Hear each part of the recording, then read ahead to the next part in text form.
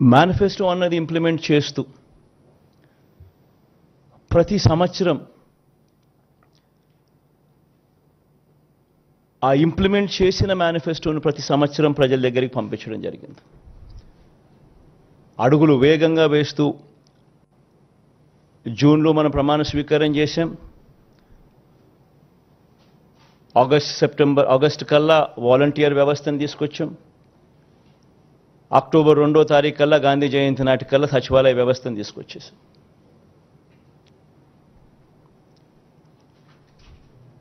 తీసుకువచ్చి గ్రామ స్వరాజ్యానికి అర్థం చెబుతూ ఎక్కడ లంచాలు లేకుండా, ఎక్కడ వివక్ష లేకుండా ప్రతి పథకము బటన్ నొక్కడం, నేరుగా నా అక్క చెల్లెమ్మల చేతికి వారి కుటుంబాల ఖాతాల్లోకి వెళ్ళిపోయే పరిస్థితి తీసుకొని రావడం. ఎవరైనా మిస్ అయిపోయినా కూడా వాళ్ళని జల్లెడ బట్టి ఎతికి మళ్ళీ వాళ్ళను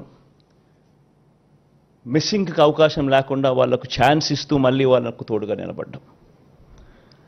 మొట్టమొదటిసారిగా బహుశా భారతదేశ చరిత్రలో బహుశా ఎప్పుడూ కూడా జరగలేదేమో,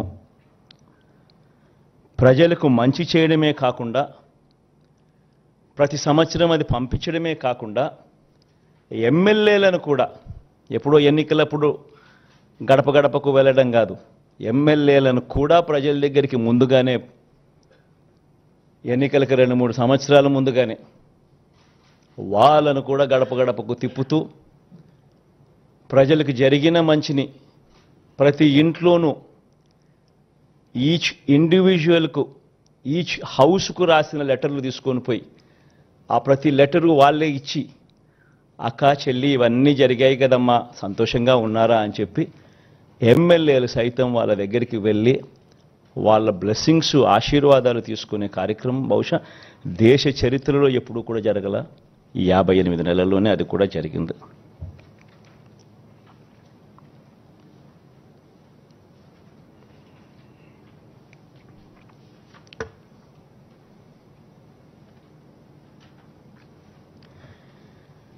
ఎందుకు నేను ఈ మాటలన్నీ కూడా ఎందుకు చెప్తా ఉన్నానంటే, మేనిఫెస్టో అన్నది ఎందుకింత పవిత్ర గంధము, దానికింత శాంక్టిటీ ఎందుకు ఉండాలి అని అంటే కారణం ఏంటనంటే, ఆ మేనిఫెస్టోలో మనం చెప్పిన వాగ్దానాలు, ఆ మేనిఫెస్టోలో మనం చెప్పిన మాటలతో ఆ తర్వాత అధికారంలోకి వచ్చిన ఆ పార్టీ, అధికారంలోకి వచ్చిన వాళ్ళు అవి చెయ్యకపోతే పేదల బ్రతుకులు ఏ రకంగా చిన్నాభిన్నమవుతాయి అన్నదానికి ఉదాహరణ మన ప్రభుత్వం, ఈ 58 నెలల మన ప్రభుత్వం కన్నా ముందు ఒక్కసారి ఏం జరిగింది, అప్పట్లో చంద్రబాబు నాయుడు గారు ఆయన కూటమి, అప్పట్లో వాళ్ళ మేనిఫెస్టోలో వాళ్ళు ఏం చెప్పారు, వాళ్ళు చేయని కారణంగా ప్రజల బ్రతుకులు ఏ రకంగా చిన్నాభిన్నమయ్యాయి అన్నది ఒక్కసారి గమనించాల్సిన అవసరం కూడా ఉంది. ఈ డాక్యుమెంట్ బహుశా మీ అందరికీ కూడా చూసే ఉంటారు. ఎందుకనంటే ఈ డాక్యుమెంటు ముఖ్యమైన అంశాలు అని అంటూ 2014లో సాక్షాత్తు ఇదే ముగ్గురు, ఇప్పుడున్న ముగ్గురే కూటమిగా ఏర్పడి ముగ్గురు ఫోటోలు పెట్టి కింద చంద్రబాబు నాయుడు గారి సంతకం కూడా కనిపిస్తుంది. ముఖ్యమైన అంశాలు అని అంటూ ఈ పాంఫ్లెట్ 2014 ఎన్నికలకు ముందు ప్రతి ఇంటికి పంపించారు. ఈ పాంఫ్లెట్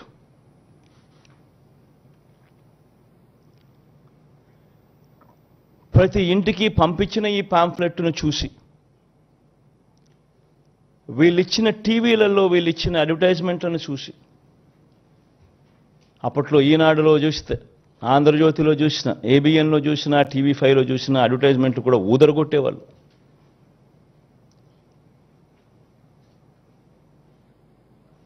ఒక చెయ్యి ఒక తల్లి చేతిలో, ఒక తల్లి మెడలో మంగళసూత్రం ఒక చెయ్యి లాగేస్తూ ఉంటుంది, వెంటనే ఇంకొక చెయ్యి వచ్చి అడ్డుకుంటుంది. బాబు వస్తున్నాడు, బ్యాంకుల్లో పెట్టిన బంగారం ఇంటికి వస్తుంది అని అడ్వర్టైజ్మెంట్. ముఖ్యమైన హామీలు అని అంటూ ఏకంగా చంద్రబాబు నాయుడు గారు సంతకం పెట్టి ఇదే ముగ్గురు ఫోటోలు ముద్రించి ఇదే కూటమిగా 2014లో ముఖ్యమైన హామీలు అని అంటూ వీళ్ళు చెప్పిన మాటలు, వీళ్ళు చెప్పిన హామీలు ఏ మాదిరిగా ప్రజలు నమ్మి వీళ్ళకు ఓటు వేసినందుకు వాళ్ళ బ్రతుకులు ఏ రకంగా అతలాకుతలమైనాయి అన్నది కూడా ప్రతి ఒక్కరూ నాగరిక ప్రపంచంలో గమనించాల్సిన అంశం. ఎందుకనంటే ఒక రాజకీయ నాయకుడు ఒక రాజకీయ పార్టీని నమ్మి ప్రజలు ఓట్లేస్తారు. వాళ్ళు చెప్పే ఈ మేనిఫెస్టోను చూసి ప్రజలు ఓట్లేస్తారు. వేసిన తర్వాత అది ఇంప్లిమెంట్ కాకపోతే వాళ్ళ బ్రతుకులు ఏమవుతాయని కనీసపు ఆలోచనలు కూడా లేకుండా రాజకీయాలు చేయడం మొదలు పెడితే బ్రతుకులు ఎలా ఉంటాయి? ఇందులో చెప్పిన ముఖ్యమైన అంశాలు, రైతుల రుణమాఫీపై మొదటి సంతకం చేస్తానన్నారు. మరి 87,612 కోట్ల రూపాయలు రుణమాఫీ అయిందా? ప్రతి సిద్ధం సభలోనూ ఈ ప్రశ్నలు నేను వేస్తా వస్తున్నా. పొదుపు సంఘాల రుణాలు పూర్తిగా రద్దు చేస్తామన్నారు. 14,205 కోట్ల రూపాయలు డ్వాక్రా సంఘాలకు, పొదుపు సంఘాలకు రుణాలు మాఫీ చేస్తామన్న సొమ్ము ఒక్క రూపాయైనా మాఫీ చేశారా? ఇంకా ముందుకు పోతే వీళ్ళ ముఖ్యమైన హామీలంటూ ఇంకా ముందుకు పోతే ఆడబిడ్డ పుట్టిన వెంటనే మహాలక్ష్మి పథకం కింద 25,000 రూపాయలు బ్యాంకులో డిపాజిట్ చేస్తామన్నారు. 25,000 కదా దేవుడెరుగు, ఒక్క రూపాయి అయినా డిపాజిట్ చేశారా? ఇంకా ముందుకు పోతే ముఖ్యమైన హామీలు ఇవన్నీ. ఇప్పుడు సూపర్ 6, సూపర్ 7 అంటా ఉన్నట్టుగానే ఆ రోజుల్లో ముఖ్యమైన హామీలు అంటూ తాను చెప్పిన మాటలు ఇవన్నీ. ఇంకా ముందుకు పోతే ఇంటింటికి ఒక ఉద్యోగం ఇస్తాం, ఉద్యోగం ఇవ్వలేకపోతే ఇంటింటికి నెలకు 2,000 రూపాయలు నిరుద్యోగ భృతి. 5 సంవత్సరాలు అంటే 60 నెలలు ఇంటూ నెలకు 2,000 రూపాయలు అంటే 1,20,000 రూపాయలు. ఏ ఇంటికి ఇచ్చారు 1,20,000 రూపాయలు? పిల్లల జీవితాలతో ఆడుకున్నారు. అర్హులైన వారందరికీ 3 సెంట్ల స్థలం, పక్కా ఇల్లు అన్నారు, కట్టుకునేందుకు పక్కా ఇల్లు అన్నారు. 3 సెంట్ల స్థలం కదా దేవుడు ఎరుగు, కనీసం 1 సెంటు స్థలమైనా ఏ ఒక్కరికైనా ఇచ్చారా? ముఖ్యమైన హామీలు ఇవన్నీ.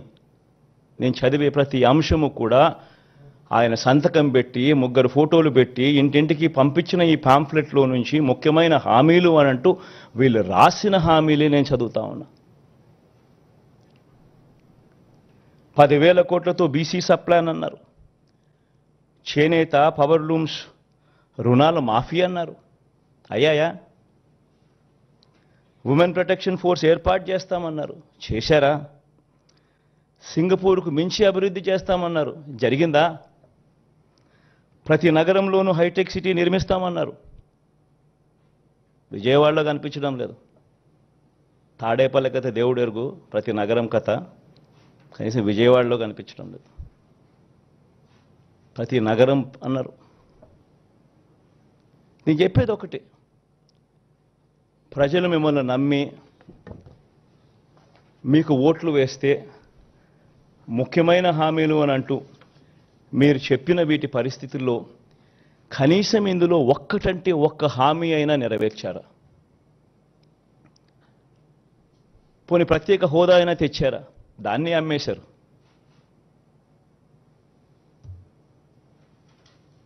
అదే నోట్తోనే ప్రత్యేక హోదా ఏమైనా సంజీవినా అని చెప్పి మళ్ళీ వెటకారం కూడా చేశారు. నేను చెప్పేది ఒకటి, ప్రతి మాట రాజకీయ నాయకుడు ఒక విశ్వసనీయత కోల్పోతే, రాజకీయాలలో విశ్వసనీయత అన్న పదానికి అర్థం లేకపోతే రాజకీయాలు ఎందుకు చేస్తా ఉన్నాం? ఎవరి కోసం చేస్తూ ఉన్నాం? దేనికోసం చేస్తూ ఉన్నాం? చనిపోయిన తర్వాత ప్రతి పేదవాడి గుండెల్లో, ప్రతి ఇంట్లో మన ఫోటో ఉండాలి, ప్రతి గుండెలో మన ఫోటో ఉండాలి అనే తాపత్రయం లేనప్పుడు రాజకీయాలు ఎందుకు చేయాలి?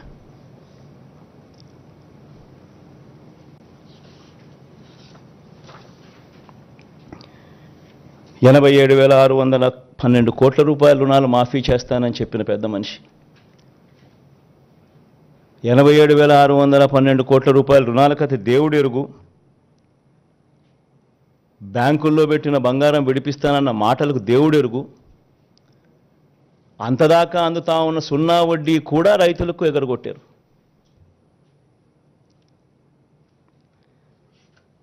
పొదుపు సంఘాల రుణాలు ₹14,205 కోట్ల మాఫీ చేస్తామన్న మాటలు, రుణాల మాఫీ కథ దేవుడు ఎరుగు. అక్టోబర్ 2016 నుంచి అప్పటిదాకా అందుతా ఉన్న సున్నా వడ్డీని సైతం రద్దు చేశారు, అది ఎగరగొట్టారు. పొదుపు సంఘాల పరిస్థితి ఏమిటి అని అంటే ఓవర్ డ్యూసు, ఎన్పిఏలు 18% పైచిలుకు వెళ్ళిపోయింది. ఏ గ్రేడు, బి గ్రేడ్ సంఘాలన్నీ సి గ్రేడు, డి గ్రేడ్ సంఘాలుగా మారిపోయాయి. అక్కచెల్లెమ్మలు రోడ్డు మీదకి వచ్చారు, రోడ్డున పడ్డారు. నిరుద్యోగులకు ₹2,000 నిరుద్యోగ భృతి అన్నారు, ఉద్యోగం ఇవ్వలేకపోతే. ఎవరికిచ్చారు? కొన్ని గవర్నమెంట్ ఉద్యోగాలు ఎన్ని ఇచ్చారు అని చూస్తే ఆ మొత్తం 2014 నుంచి 19 పీరియడ్లో ఇచ్చింది కేవలం 32,000 ఉద్యోగాలు. అదే ఈ 58 నెలల కాలంలో మనం ఇచ్చిన ఉద్యోగాలు ఏకంగా 2,31,000 ఉద్యోగాలు. ప్రతి సచివాలయంలో కనిపిస్తారు పిల్లలు, ప్రతి గవర్నమెంట్ హాస్పిటల్లో కనిపిస్తారు డాక్టర్లు, నర్సులు, స్టాఫ్, పారామెడిక్స్.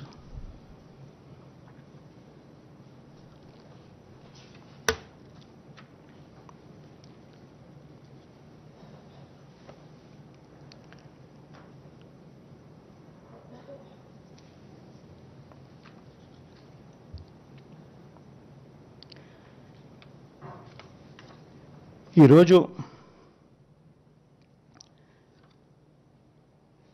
2019లో మన ప్రభుత్వం అధికారంలోకి వచ్చిన తర్వాత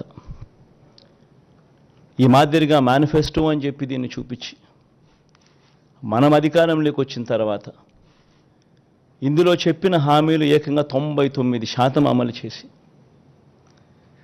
ఎప్పుడు జరగని విధంగా ఈరోజు రిఫార్మ్స్ కూడా కనిపిస్తూ ఉన్నాయి, సంస్కరణలు కూడా కనిపిస్తూ ఉన్నాయి. ఈరోజు మొట్టమొదటిసారిగా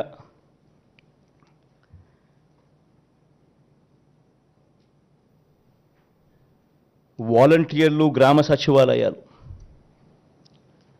ఈరోజు గ్రామ స్వరాజ్యానికి నిజంగా అర్థం చెబుతూ ఈ 58 నెలలకు ముందు ఎవరైనా కూడా మీతో కానీ ఇంకొకరితో కానీ ఎవరైనా గవర్నమెంట్ ఇచ్చే డబ్బులు లంచాలు లేకుండా అందుతాయి అని అంటే ఎవరైనా నమ్మేవాళ్ళ? వివక్ష లేకుండా అందుతుందంటే నమ్మేవాళ్ళ? నేరుగా ఎవరు చుట్టూ తిరగాల్సిన పని లేకుండా మీ ఇంటికే వస్తాయంటే నమ్మేవాళ్ళ? మొట్టమొదటిసారిగా ట్రాన్స్ఫర్మేషన్.